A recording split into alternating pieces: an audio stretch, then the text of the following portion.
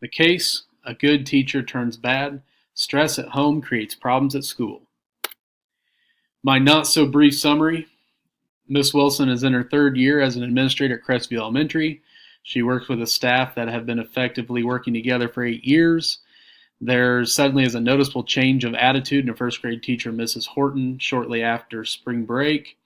Other teachers say that her husband moved out and left her to raise her two teenage boys.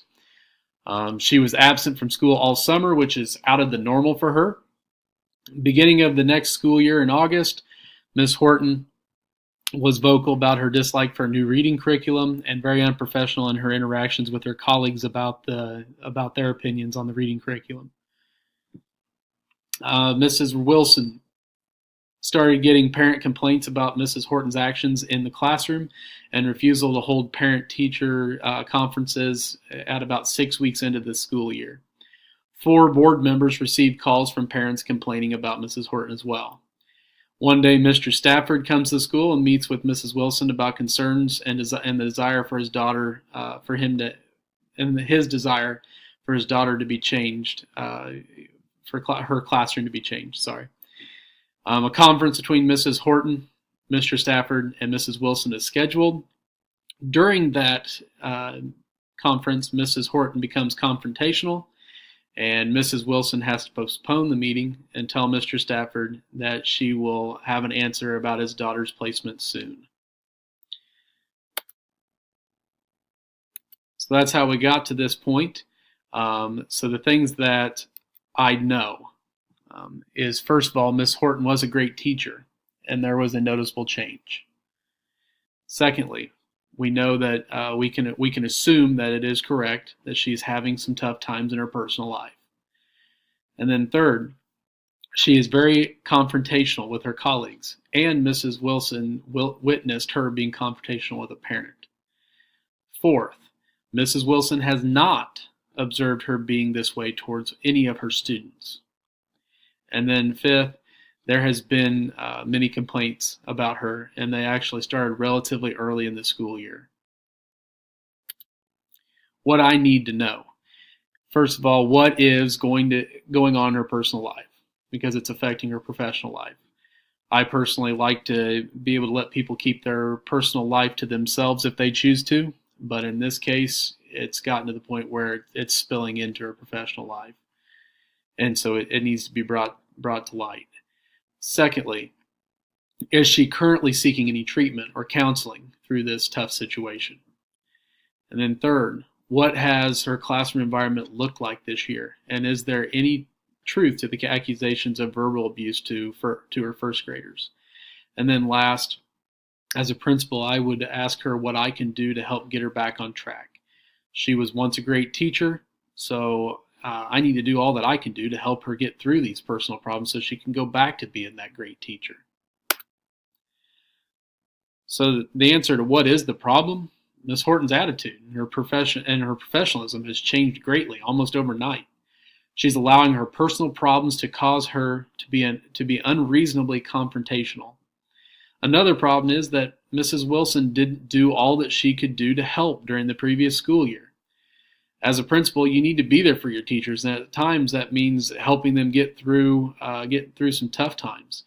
And it seemed like she just tried to let her coast through the fourth quarter because all this started right after spring break, and she kind of acted like she wanted summer to take care of the issue, which it didn't work. And she should have made herself more available to Mrs. Horton. As far as a proposed plan of action, I would start by telling, and this is right after the meeting goes bad, I would start by telling Mrs. Horton that I'm going to escort Mr. Stafford to the door, and that I'll be back in a few minutes. And this would give her time to cool off. After walking Mr. Stafford to the door, I would go back to Miss Horton's room, probably give her 5 to 10 minutes to calm down before I go back. Third, I would begin the conversation by being very supportive of her and asking to hear the full story of what's been happening this school year. And I would mostly focus on her student, parent, and colleague interactions and what's been happening with those interactions. Next, I would follow up telling her that I am concerned about her because I have seen a change in her attitude since spring break of last year. And I would ask her if there's anything going on at home that she would like to share. And then next, I would offer any support that I can to her in getting through the personal problems. I would continue by consoling her because I think at this point she'll no longer be angry, but probably have some emotional grief. So she's going to need a lot of support at that moment. Next, I will have to talk to her about her conduct in the meeting and tell her that it's unacceptable and that this whole situation is far from over. But she will be kept in the loop through the whole situation.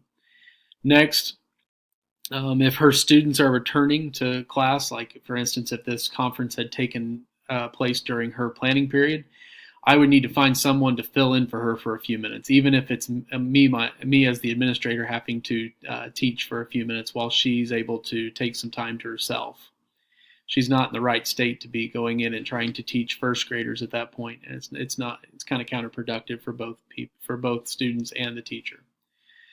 After she returns back to the classroom, I would then need to go talk to other administrators within the district, or at least the superintendent, and I would seek his or her advice on how to handle the situation.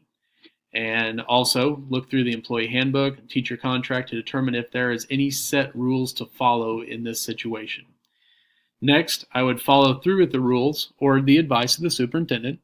And me personally, as I read this situation, I think a paid leave of absence may be in order. I would go speak to Mrs. Horton after it's been determined what the next step is, and I would talk to her about what's going to happen in regards to Mr. Stafford's daughter and herself.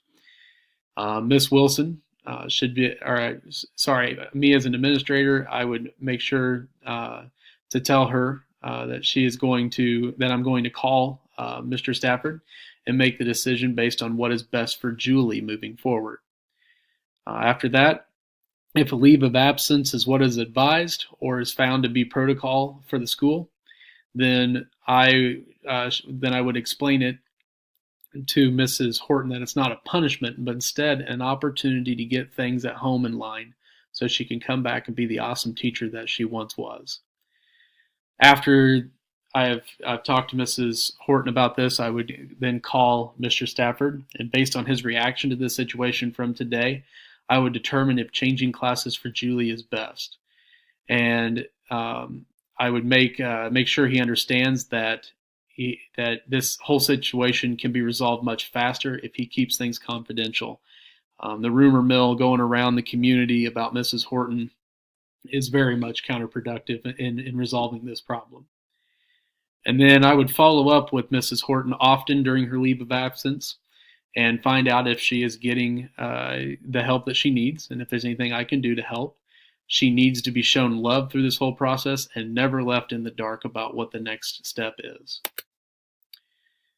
The next issue on resolving the issue, is the success of all students will be promoted because I'll be giving Mrs. Horton the time that she needs to deal with these personal issues in her life. It's anybody who's ever taught knows that there's stress that goes with being a teacher. But when it's affecting the student's desire to be in school and it's affecting their education as a whole, something has to be done. Mrs. Horton was regarded as a great teacher at one time, and even teacher of the year in a former school year. So getting her back to this quality of teaching is absolutely vital for student success. And then there's no place for verbal abuse in a classroom. There's nothing wrong with verbal redirection when it's needed, but when it becomes verbal abuse, that teacher needs to get some assistance, not only for the teacher's well-being, but also the student's well-being as well. So the debrief of the problem. So what I was thinking, feeling, and valuing as I responded to this problem. So the first thing I was feeling is that Mrs. Horton's colleagues failed her. School staff should be a family, and when one person is down, others should do what is necessary to help. This made me feel sorry for Mrs. Horton and her two boys because I don't think that anybody, it didn't say that anybody really reached out to her after spring break when things were going rough for her. Secondly, what I was feeling was, while reading this case study, I also got the feeling of fear for Mrs. Horton's professional practice in the school environment. Will she ever be able to recover professionally? Will her reputation be damaged in any way? Will the school's reputation be damaged? It's kind of a fearful situation. And then lastly, knowing my own personal shortcomings when it comes to dealing with people's emotions, I don't do very good with the emotion of sadness or grief. And so I would be feeling, if I was Mrs. Wilson, I would be feeling a lot of uncertainty and a sense of helplessness on being able to truly resolve the situation. So, what issues are still unresolved or open for further investigation? First of all, we need to investigate the effect of the whole situation on the school environment and the community. That's a lot of it's unresolved, and it may be necessary to help in this healing process, or it may just take time for it to heal. Secondly, an issue that needs to be investigated greatly is how to make this school a family-like culture. Most families would not let a family member suffer for 6 months without help, and no school should allow a family member or a colleague to suffer for 6 months without getting any help. And then third is allowing a parent to get their child's child changed to another classroom counterproductive. Is it just going to lead to more parents coming in and doing the same and not even giving Mrs. Horton a chance to make a change for the better?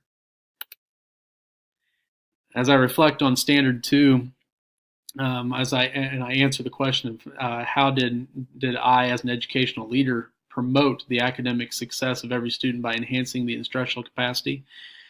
Through my plan of action, students are going to get they're going to get the best teacher possible in the classroom every day.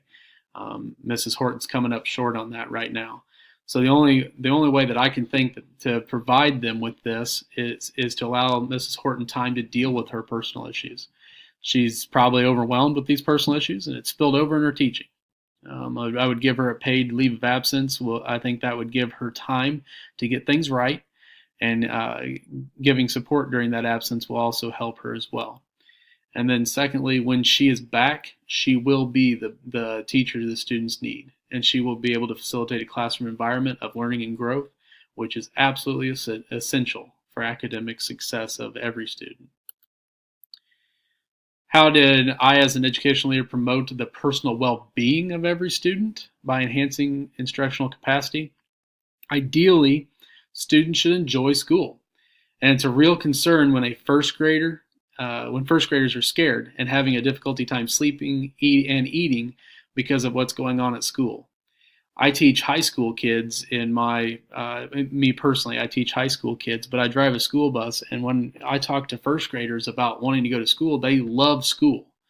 There's not all high school kids love school, but at that age of 6 or 7 years old, kids should still love school.